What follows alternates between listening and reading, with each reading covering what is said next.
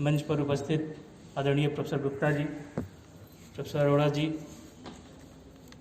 अश्विनी जी, संदीप जी और बाकी सभी सुधी साथी जन। हम लोगों का विषय है आचार्य शंकर और भारत की एकात्मता पर। आचार्य शंकर का जो निर्वैयक्तिक होने की यात्रा है वो भारत की जो भावना है उससे ऐसी गुथी हुई है कि ये दो विषय हैं ही नहीं। आचार्य शंकर पर जो विमर्श करते हैं हम, तो उन पर विमर्श करना हमारी उस प्रशस्त और पावन परंपरा का साक्षात करना, उसके साथ सहकार करना है, जिसके कारण यह देश भारत है, जिसके सहकार में यह देश भारत है और जिसके संधान से हम भारतीय हैं। ये सुखद संयोग है कि आज जो हमारी चर्चा हो रही है उसमें शंकर परंपरा के ही महाराज श्री साक्षी हैं, जो हमारे यहाँ उपनिषद पर जिन्होंने स्वरूप प्रतिष्ठा की, जिन प्रतिपादकों ने दर्शन की, उन सबकी यात्रा में कांची से आरंभ होकर के काशी से होते हुए कश्मीर एक महत्वपूर्ण पड़ाव रहा। वो चाहे शंकर परंपरा के प्रतिपादक हों, अद्वैत परंपरा के, या फिर विशिष्टाद्वैत परंपरा के प्रतिपादक हों आचार्य रामानुज, या शिवाद्वैत परंपरा के प्रतिष्ठापक हों, शिव सूत्रों के प्रतिष्ठापक हों, इन सब के लिए कश्मीर एक बहुत महत्वपूर्ण पड़ाव रहा। और इसका एक कारण भी है कि कश्मीर को पार्वती की देह कहा जाता है। पार्वती की देह पर अधिकार किसी शिव भाव के ही व्यक्ति का हो सकता है। शंकर साक्षात शंकर हुए जब उनको शारदा ने स्वीकारा कश्मीर में। उनके लिए वो दक्षिणी द्वार खुला शारदा पीठ का, जो उससे पहले बंद रहता था। शारदा पीठ जो है वो शंकर द्वारा प्रतिष्ठित पीठ नहीं है, उसने शंकर को प्रतिष्ठित किया। वो पहले से ही एक हमारे बड़े शिक्षा केंद्र के रूप में प्रतिष्ठित थी, जहाँ उपनिषदीय परंपरा की पढ़ाई होती थी। तो उस पावन पीठ के अधिष्ठाता के रूप में स्वामी श्री हमारे बीच में हैं और हम लोग जो यहाँ चर्चा कर रहे हैं उसके वो साक्षी हैं। ये बड़ा सुखद अवसर है आज। आचार्य शंकर ने दार्शनिक दृष्टि से सिर्फ ब्रह्म और जीव के अद्वैत की प्रतिष्ठा नहीं की, उन्होंने आत्म और लोक के अद्वैत की प्रतिष्ठा की, कि जो वस्तुतः लोक है वही तत्वतः आत्मा है।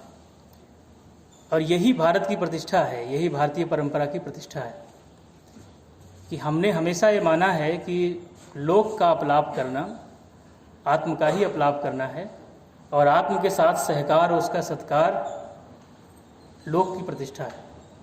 दोनों अभेद रूप से जुड़े हुए हैं, दोनों में अविनाभाव रूप से संबंध है। इसलिए इसी दृष्टि से आचार्य शंकर ने जब पूरे भारत की यात्रा की, विभिन्न स्थानों पर उन्होंने विभिन्न परंपराओं को देखा। सबसे रोचक पक्ष यह है कि शंकर ने जो बाहर से देखा, प्रतिक्रिया बस कोई प्रतिष्ठा नहीं की उन्होंने। अक्सर हम अपने अनुभवों से लिप्त हो जाते हैं, उसके आधार पर कोई निर्णय बना लेते हैं। लेकिन जो लिप्त है, चाहे अनुभव से है, चाहे विचार से है, या पूर्व में अर्जित ज्ञान से है, जो लिप्त है वो अपनी लिप्तता से तनिक बाहर नहीं देख सकता है। लेकिन जो साक्षी होकर देखता है वही संपूर्ण को देखता है, सम्यक को देखता है। शंकर के जीवन का ऐसा कोई प्रसंग नहीं है जहाँ उन्होंने अपनी वैयक्तिकता से किसी विचार की प्रतिष्ठा की हो। हमेशा उन्होंने अपने आप को निर्वैयक्तिक होने की कसौटी पर रखा और निरंतर उनका संधान चलता रहा। शंकर का एक बड़ा प्रसिद्ध पद है जो लगभग सभी लोग जानते हैं, भज गोविंदम मूढ़मते। उसकी प्रतिष्ठा के साथ कई लोगों में भ्रम भी हुआ कि शंकर भक्ति के तो प्रतिष्ठापक हैं नहीं, और अगर भक्ति है तो वहाँ गोविंद होने पर द्वैत हो जाता है। तो आचार्य शंकर ने उससे पहले ही भक्ति की परिभाषा को बड़े सुंदर तरीके से जो स्पष्ट किया था, वही उनके जीवन की कसौटी थी। मोक्ष साधन सामग्र्याम भक्तिरेव गरीयसी स्वस्वरूपानुसंधानम भक्ति रित्यवधीयते।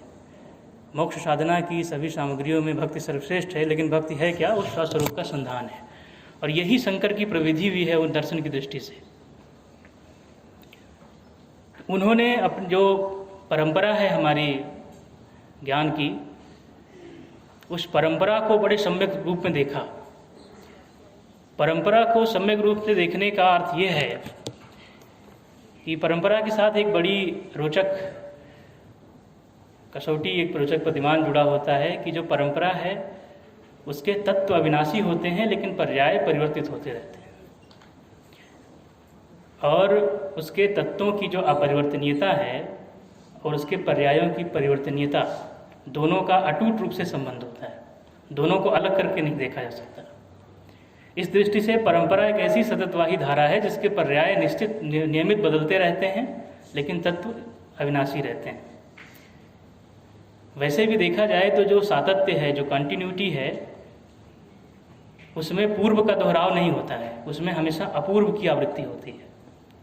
इसीलिए शंकर ने जब अपने दार्शनिक मत की प्रतिष्ठा की तो उस समय जो वेद की जो विधि रूप में प्रतिष्ठा थी, उससे बिना द्रोह किए उन्होंने उपनिषदों के स्वरूप की प्रतिष्ठा की। क्योंकि विधि को चुनौती दी जा सकती है, स्वरूप को चुनौती नहीं दी जा सकती है। विभावों का विरोध किया जा सकता है, स्वभाव का निग्रह नहीं हो सकता है।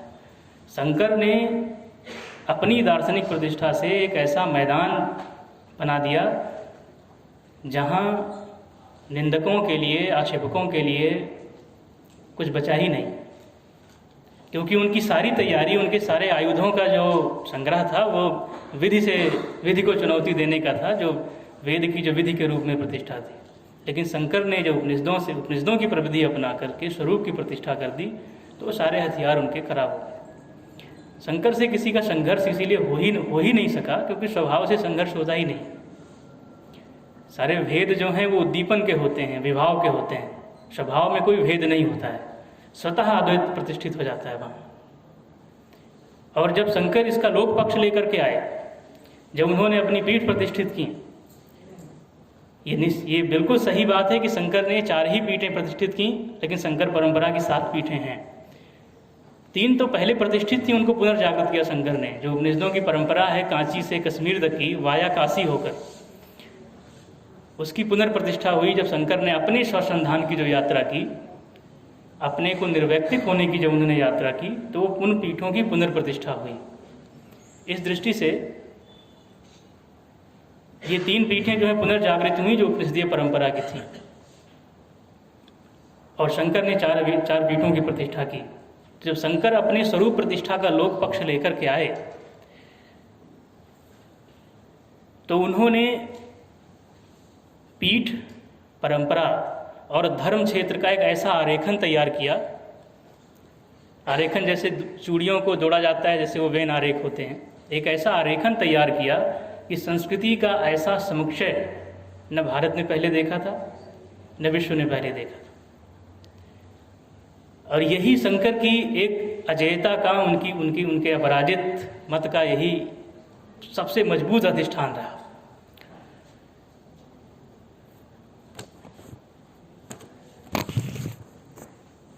हमारे यहाँ जब भी हम लोग शंकर के लेकर चिंतन करते हैं तो एक बड़ा रोचक पक्ष आता है कि जो हमारे यहाँ अनेकता है उसमें कैसे सामंजस्य और सहकार देखें। तो अद्वैत की प्रतिष्ठा में लोग कहते हैं कि जो भौतिक पक्ष है उसको नकार दीजिए तो तो हम एक हैं। लेकिन शंकर की जो प्रतिष्ठा है, ऐसा नहीं कि उन्होंने नकार दिया उसे। उन्होंने एक ऐसी विलक्षण दृष्टि दी कि जो भौतिकता है और जो विभाव है, उद्दीपन, क्षणिक आवेग, ये दोनों भेद के ही कारण बनते हैं। लेकिन शंकर ने भौतिकता में भी अपनी पीठों के माध्यम से ऐसे अद्वैत की प्रतिष्ठा की जिसकी परंपरा 2500 साल से अधिक समय से अबाध रूप से अब तक चली आ रही है। और सभी उसके प्रतिष्ठापक, उसके परमाचार्य उस परंपरा से अविच्छिन्न रूप से जुड़े हुए हैं। हमारा एक विषय आज की चर्चा में भारत की एकात्मता है और आयोजनकर्ता संस्था जो है भारतीय भाषा समिति है। ये भी बड़ा त्रासद ही है कि हमारे यहाँ जब हमारी जितनी विभेद हैं भारतीयता के, वो सारी भाषा के कारण ही हैं। और उसी संस्था ने आगे बढ़ करके एकात्मता पर विमर्श के लिए एक कार्यक्रम की संकल्पना तैयार की। जब भारत में भाषा के आधार पर प्रांतों का विभाजन हुआ तो विभेद का कारण भौतिकता या विभाव न होकर के भाषा हो गई।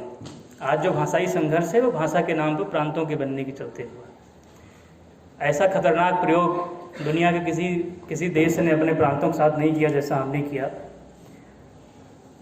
और जैसा कि हमारी आदत में है कि जब एक बार बंटवारा हो जाता है तो हम उस बंटवारे को प्रतिष्ठित करने के इतने उपक्रम कर लेते हैं कि फिर परावर्तन संभव नहीं है। तो जो हमने भाषा के आधार पर प्रांतों का विभाजन कर लिया तो ये प्रतिष्ठित करना भी शुरू कर दिया कि भाषाएं अलग अलग हैं और सभी प्रांत अलग अलग हैं। लेकिन जरा सा किसी ने आँख खोलकर देखा होता तो उसने देखा होता कि एक उड़िया भाषी राज्य का जो सीमावर्ती क्षेत्र है वह हिंदी भाषी है। एक तेलुगु भाषी राज्य का जो सीमावर्ती जो उसका पड़ोसी राज्य है वह हिंदी भाषी है। और हिंदी में भी वो उपबोली बोलता है कोई। ऐसा कैसे हो सकता है कि एक मेढ़ के जैसे आप पार करेंगे उधर भाषा बदल जाएगी? ऐसा कैसे संभव हो सकता है कि एक संस्कृति जो सहकार और संगमन से साथ साथ सहयात्रा करते हुए विकसित हुई, उसमें आप कुछ रेखाएं खींच देंगे तो भाषाई रूप से कुछ और हो जाएंगे, हम कुछ और हो जाएंगे। तो इसके लिए कुछ कड़ियां मिटाई गई बीच में से छोटी छोटी। जैसे हिंदी से उड़िया में प्रवेश करने की एक भाषा थी कलिंगा, गायब हो गई। बीच की वो टूट गई, कड़ी टूट गई, श्रृंखला भंग हो गई। हिंदी से तेलुगु में प्रवेश की एक भाषा थी हालबी, उसको भंग कर दिया गया।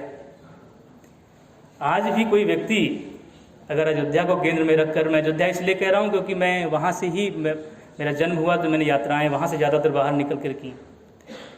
अयोध्या को केंद्र में रखकर अगर आप पूरब को चलते हैं तो अवधि धीरे धीरे ऐसे बदलती है कि वो कब भोजपुरी होगी, कब बज्जिका होगी, कब मैथिली होगी, बांग्ला हो जाएगी, असमिया हो जाएगी। और आप हैरान होंगे कि आप बिना किसी विद्यालय गए सिर्फ यात्रा से पूरी भाषा सीखते चले जाएंगे, क्योंकि परिवर्तन का क्रम इतना धीमा है, इतना मध्यम है कि आप धीरे धीरे अडॉप्ट करते चले जाएं और वहाँ आपका प्रवेश हो जाएगा। ऐसे ही थोड़ा सा दक्षिण की तरफ चलें तो वो बुंदेली, बघेली, छत्तीसगढ़ के मार्ग से हालवी से होकर के आप तेलुगु हो जाएंगे 15 दिनों के अंदर, और आप तेलुगु बोल रहे होंगे, क्योंकि इतने मध्यम गति से उसका शब्दों के रूप बदलते हैं। और तो बाकी तो कुछ बदलता नहीं। हमारे यहाँ तो प्रकृति प्रत्यय के आधार पे, शब्द धातु के आधार पे, कथन के उसमें भावधारा, चिंतन धारा, भाषाई भेद कोई सिद्ध ही नहीं कर सकता है। तो यहाँ भी हम शंकर की एक दृष्टि को लेकर के इस एकात्मता पर भी हम प्रयास कर सकते हैं, जो शंकर ने किया कि बिना विधि का विरोध किए स्वरूप की प्रतिष्ठा पर जोर देना। क्योंकि जो स्व में स्थित है उसे किसी से न भय होता है, न वह किसी को भयभीत करता है। वो एक ऐसी स्थिति होती है जो अविरोधी की स्थिति होती है। इसलिए हमारे यहाँ धर्म को भी जब परिभाषित करना हुआ तो उसे स्वधर्म इसलिए कहा गया क्योंकि जो स्व की स्थिति है वो अविरोधी होती है, उसे किसी चुनौती की आवश्यकता नहीं है।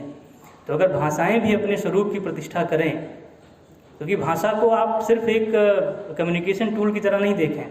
हमारे यहाँ हमेशा से ये माना जाता रहा है कि जो भाषा है जैसे परमात्म चिंतन में दो प्रक्रियाएं काम करती हैं, एक बाह्य एक आभ्यंतर की, ऐसे भाषा विषयक चिंतन में भी दो चेष्टाएं कार्य करती हैं।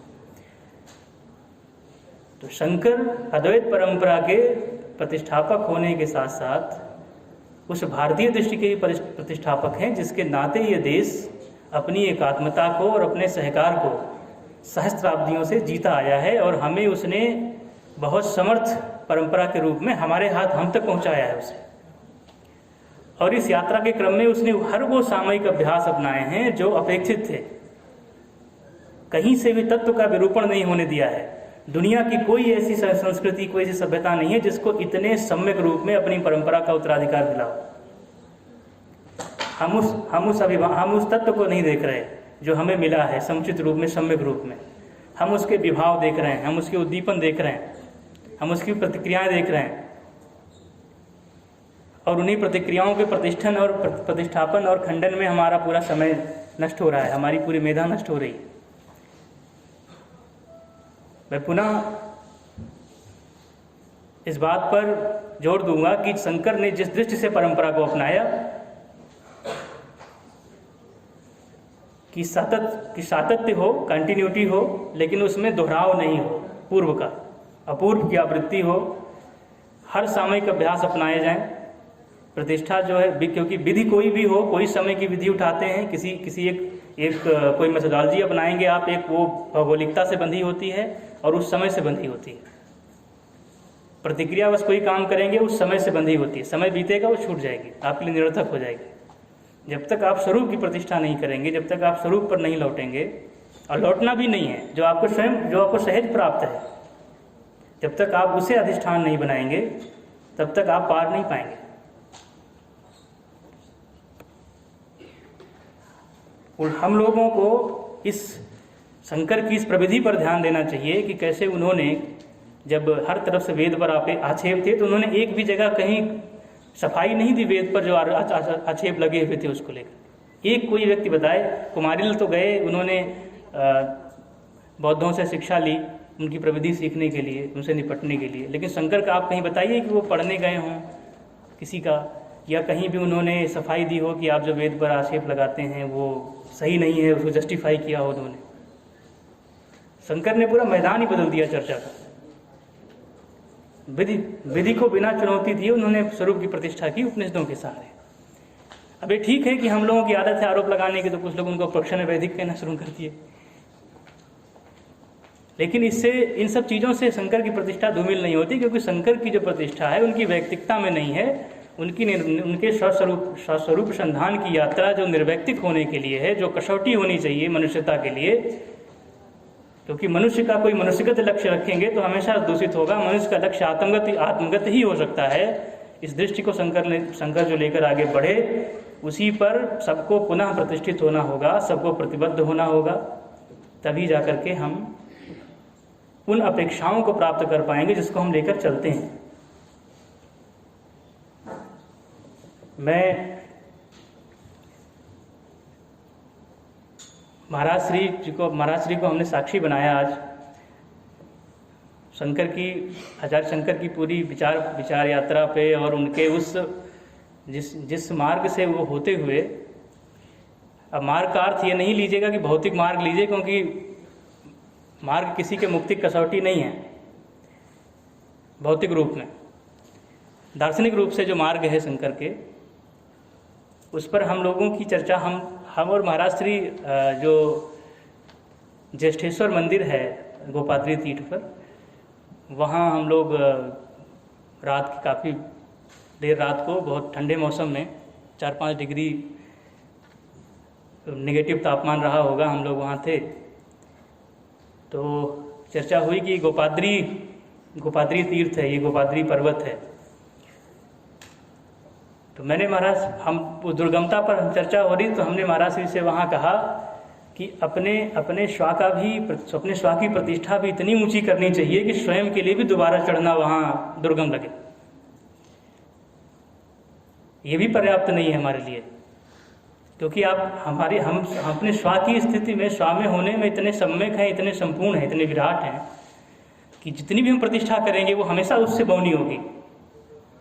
अपने सामर्थ्य में अपने स्व की प्रतिष्ठा इतनी ऊंची करनी चाहिए और हमेशा गोपाद्री पर करनी चाहिए। जो गो का अर्थ इंद्रियां, जो इंद्रियों का सर्वोच्च है, जो उसका अधिष्ठान है, इतनी ऊंची करनी चाहिए स्व की प्रतिष्ठा, कम से कम इंद्रियों की पहुंच से 2-4 हाथ ऊपर रहे। इतनी विराट सत्ता लेकर हम लोग चलते हैं एक मनुष्य के रूप में, लेकिन जब हम लक्ष्य रखते हैं तो बड़े छोटे छोटे, बड़े दुनियावी, बड़े प्रतिक्रियावी। मैं पुनः भारतीय भाषा समिति को इस सुंदर आयोजन और एक बढ़िया संयोजन के लिए उनका साधुवाद करता हूँ, धन्यवाद देता हूँ। शंकर की दृष्टि हम लोगों को मार्ग दिखाए, हम लोग भी परंपराओं की सततवाही धारा के सहयात्री बने, उसके साथ सहकार अपनाएं, उसका सत्कार समझें। इसी कामना के साथ धन्यवाद।